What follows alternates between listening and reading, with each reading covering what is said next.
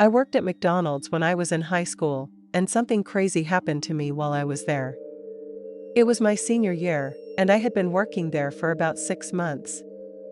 It was all night shifts for me because of school. Our location was open till midnight, so there were some late nights for me, especially since I took 2 weekday shifts every week. It was close to my high school, which was in the busier part of the city. There were a lot of apartment buildings and other businesses around, so lots of people were coming in earlier in the evening. I lived out in the country with my parents, and it was about a 25-minute drive. I had my car by then, so that wasn't so bad. I was there one evening with my coworker, Jill. Jill was in her late 20s. She had been working there for a long time. She was the assistant manager, and she was technically in charge. It was a Tuesday, and it was pretty busy when I got there at 7 p.m. As the hours went by, though, it quieted down significantly. There were a few groups scattered around in the dining area, but it had been a while since anybody ordered anything. They were mostly just hanging around using the Wi-Fi. I was standing at the front counter, wiping it down and tidying things up for closing.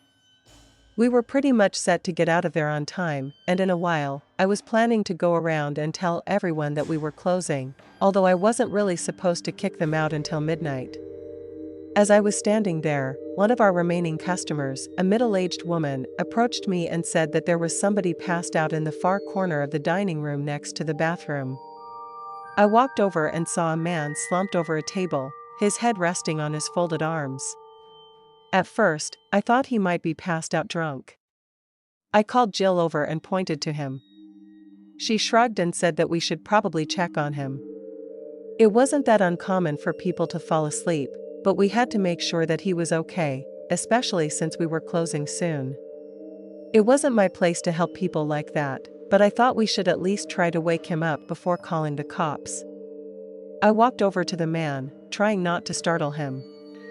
I stood there for a few seconds, then tried talking to him, but he didn't respond. So I tapped him gently on the shoulder and told him we were closing soon. He didn't move, just sat there with his head down. I called out to him again, a little louder this time, but there was still no reaction. I felt a knot in my stomach as the man remained still. Jill came over to see what was going on. She went up to him and leaned in closer. "Sir, we're closing in a few minutes. You need to get up." He still didn't move. Then Jill walked away but didn't say anything to me. Knowing her, I thought she was about to call the police. She had a real no-nonsense type of personality, and I'm surprised she even gave him the chance that she did. I was still standing there in front of the man, and I reached out and shook his shoulder a bit more firmly this time. His head lifted slightly, but he didn't look up. His face was still hidden in his arms, making it hard to see his expression. I noticed that he was breathing, which was a relief, but he still wasn't reacting to me in a meaningful way. By then, it was nearly midnight and the remaining customers had left. Jill and I were alone with this unresponsive man. I turned to look around the corner to where the counter was. I could see Jill with the phone pressed up to her ear. Thinking that would be the end of it, I started walking over. That was when I heard the man move. I turned around and noticed that he was getting up. Just then, I realized that he was holding a knife. Before I could get away, the man came at me with the knife. I stumbled back, trying to put some distance between us, but I tripped over one of the other tables. I tried to keep on my feet, but I fell over and slammed my knee on the ground. I sprung right back up and scrambled back. The man was still walking toward me. I ran back to the counter and jumped over it. As soon as Jill saw me, she gave me this disgusted look, like I was messing around. When she saw the man with the knife, she understood immediately. We both ran to the back and into one of the storage rooms. The door didn't even have a lock, but we both held it closed.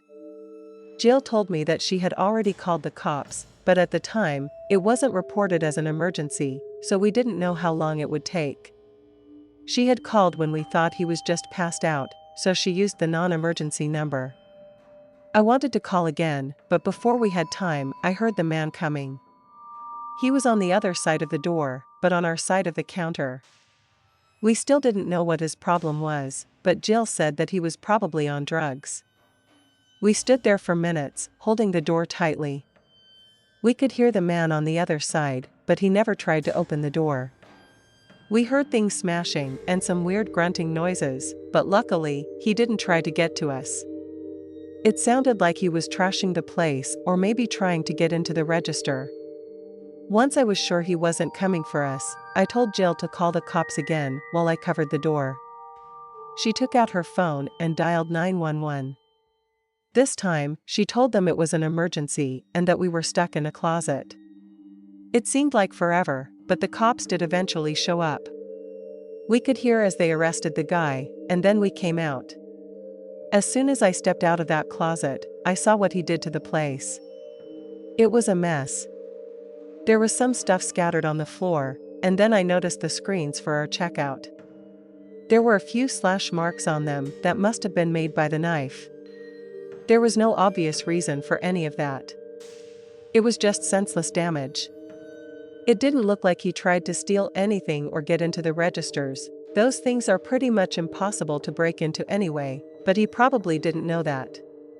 Jill did most of the talking to the cops, and I waited off to the side. When they were done, she filled me in before we left for the night. The guy was obviously arrested, and they did think he was on some hard drugs. That night, I went home. When I got back to my house, my dad was still up. That was good, because I really wanted to talk to somebody before going to bed. We sat in the living room for about an hour. He told me that if I wanted to quit, then he wouldn't be mad. I decided not to because I wasn't really that scared after thinking about it. I kept working there until I went away for college. The creepy thing is that for the rest of the time that I was working there, they never got the register screens fixed. They still worked with the scratches from the knife, so they never bothered replacing them.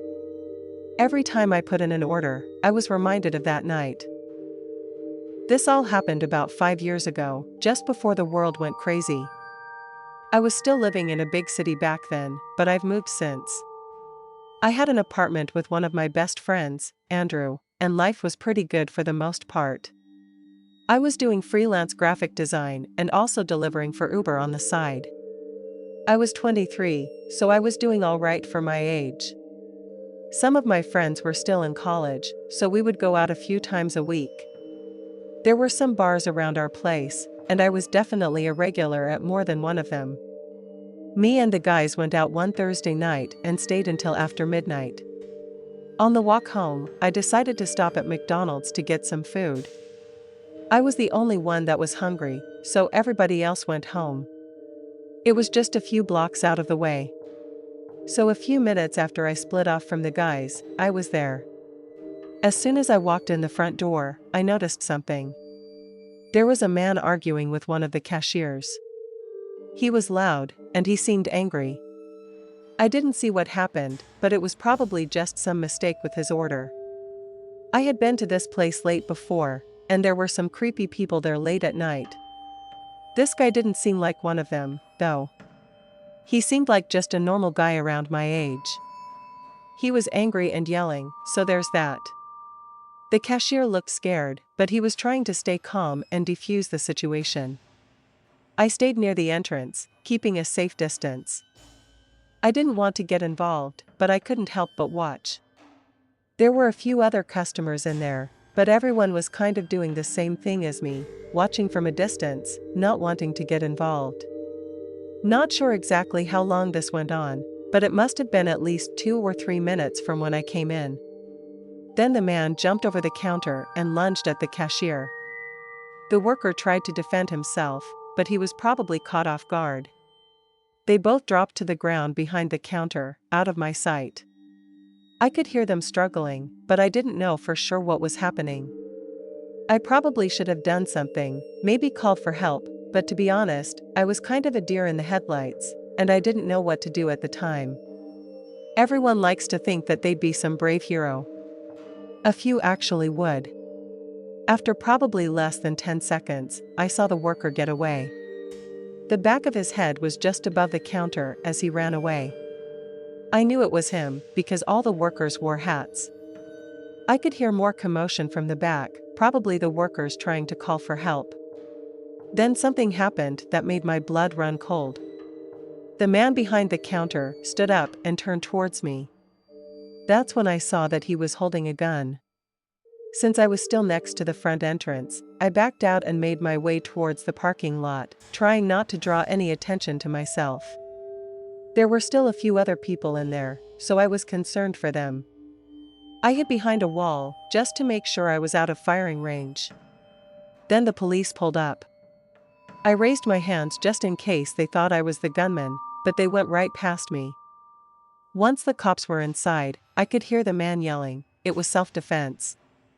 I was just trying to protect myself. The tension was unbearable as I waited at the front of the building. I didn't know at the time if I was allowed to leave because I was probably going to be a witness. Minutes later, the police dragged the guy out and put him into one of the cars. I gave a quick interview with one of the cops, but many other people had seen the whole thing, just like me. After that, I was free to go, so I went straight home, not bothering to get any food. The next morning, I passed that McDonald's, and to my surprise, it was open, just like always. I couldn't believe that they didn't even close it for a single day after something like that happened. I guess nobody was hurt, but it was close. I understand that life has to go on eventually, but still, it was a shock. I'm Devin, and this happened last summer. I was doing a cross-country road trip to visit some of my friends from high school. I had moved away with my family before my senior year and stayed in touch with everyone afterward. This was over 5 years later, but I still had some good friends in my hometown.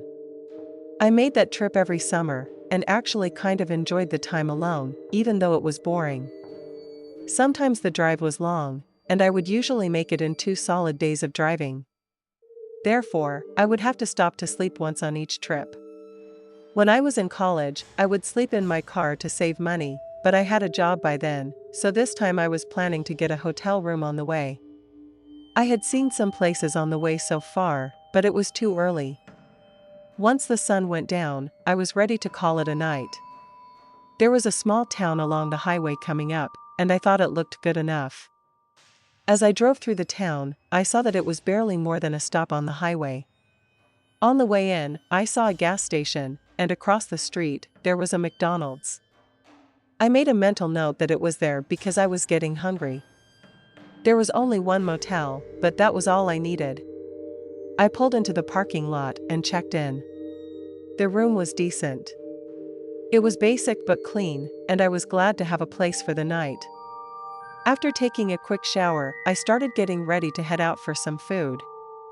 I remembered seeing that McDonald's on the way in, so I decided to go there since it would probably be the quickest. By that time, it was getting really dark, and I didn't want to waste any more time than I needed to. The town was quiet as I walked, and I didn't see many people around. It was a real ghost town at night. I wondered where everyone was, but it kind of made sense because there was not much to do there. It really wasn't much more than a truck stop. I was walking along the side of the road on the grass because there was no sidewalk. It was clear that the place was not designed for walking. The McDonald's was easy to find, and I hoped it would be open despite the late hour. The neon sign on the outside was on, but I think they leave those on all the time. Anyway, I noticed that the parking lot was mostly empty, which seemed odd for a place like this, even at night. I walked across the small parking lot and noticed only one other car was there. However, around the side of the building, I could see that there was another car around the back, where there were some garbage dumpsters. I could just see the back third of it, but I didn't go back to get a better look. As I got closer, the place looked closed with no lights on inside. I still walked up to the door, hoping it might be open. Through the glass, I could see a single man inside who was behind the counter, but everything seemed oddly empty. I tried the handle on the door. It jiggled a little, but I couldn't get it all the way open. It was opening a little bit, almost enough that I could probably squeeze through if I really tried, but there was something keeping it closed. I took out my phone for some extra light and shone it at the door. I could see something weird on the other side. The handles on the inside were tied shut with something. It looked like it could be some kind of strap holding the two handles shut on the other side of the door, or it could have just been a lot of duct tape. The next time I looked up, I couldn't see anybody there. There was definitely somebody inside before, but now he was gone. The place really did look closed, and I had lost any hope of making an order. Deciding it was best not to stick around, I left and headed back to the motel. There was that gas station across the road, though, so I went inside and picked up some snacks, and then took them back to the motel room. I wondered if I should have done something more, but I was too tired to dwell on it. Besides, I thought they were just closing up, and I explained the weird door somehow. Back at the motel, I tried to distract myself with some TV, and eventually, I fell asleep in my room. The next morning, I woke up early and decided to get back on the road.